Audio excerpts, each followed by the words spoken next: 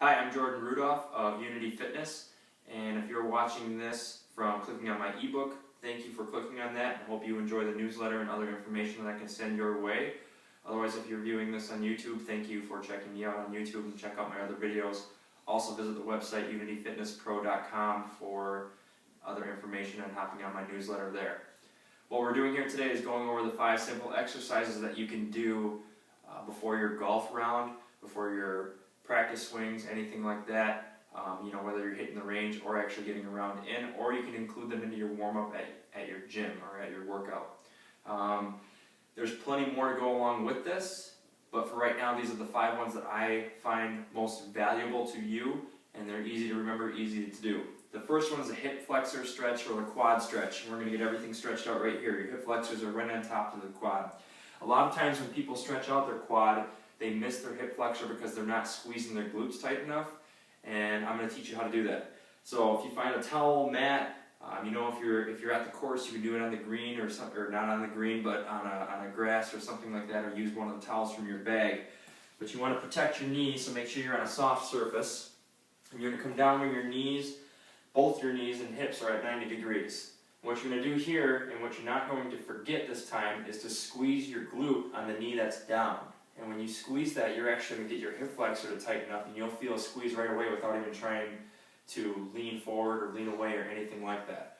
So make sure you're sitting nice and tall, squeeze your butt, and you can kind of lean forward just a little bit, and to get this extra stretch, that arm on the same side of the knee down comes up, and you can kind of lean into your other leg, and you'll get a huge stretch all the way up and down the right side of the body or the side of the body with the knee down, but you're really going to feel it in that quad. Now, if you want to get really, really technical in this, you can go against a wall, or if you can balance on the floor, you can pull your foot or your ankle up. And again, you can hold on to something, a bench, golf cart, wall, anything like that, and you can get even more of a stretch on there.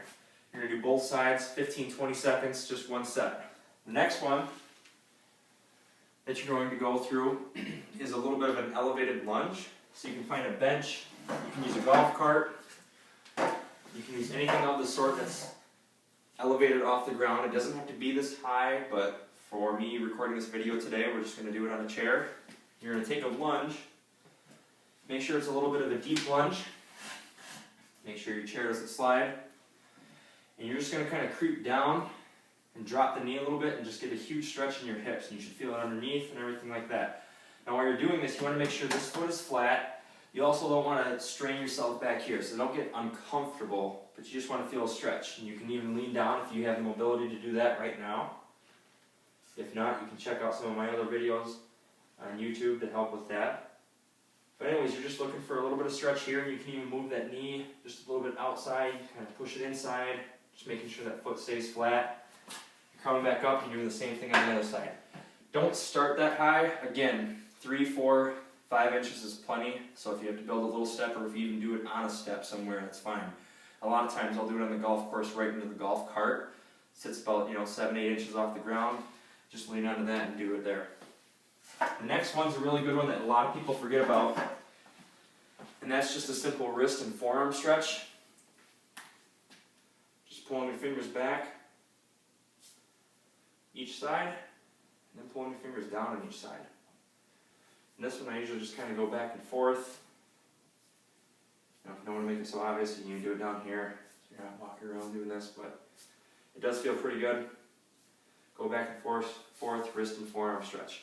The next one's just arm circles. You're just opening up the shoulder capsule a little bit, getting the shoulders moving, and going through all the joints up there, especially the glenohumeral joint, things like that. So I usually do 10 reverse circles, big, and then 10 big forward circles. While you're doing this, make sure you're not compensating too much in your lower back, so when you're going backwards, don't try to bend out like this necessarily. I like to engage my glutes, and that way when I turn, my body's not shifting and compensating for my range of motion with something else. So I'm actually going through my shoulders. Okay? If I don't do that, I might find myself hyperextending a little bit here, and we don't necessarily need that. Again, there's more stretches that we can do for that motion. A cat to camel is another really good one. But to finish up today, I'm going to show you something that you can do with your club, or you can find some sort of dowel or rod at your gym. Now, I just have a wedge here. You know, a 5-iron or a driver is really nice for this because you can get a little bit longer length of the club there. All I'm doing here is standing and giving a little turn and coming back, giving a little turn. What you can also do is pivot on that outside foot just like you do a normal golf swing and just get some turns out of that. So what you'll notice is that you might be tighter on one side than the other, and there might be some dysfunction there. You might have a little bit of a muscle imbalance. Again, going through some of the videos that I have on YouTube will help you with that. I'll be putting more up daily, but there's also some other things in play. But that'll help get you warmed up a little bit. Make sure you can breathe through it all. Don't hold your breath in and have your muscles contract and tighten up. Just try to stay relaxed and try to get that little stretch in there, make sure everything's going. Also make sure that you're following the club. Watch my head each time, and I'm following that club. I'm not sitting here looking at you and twisting away from it, okay? Hips and head are following it. I'm getting all the way back there, and you can see that I'm getting more of a range of motion out of this as well, okay?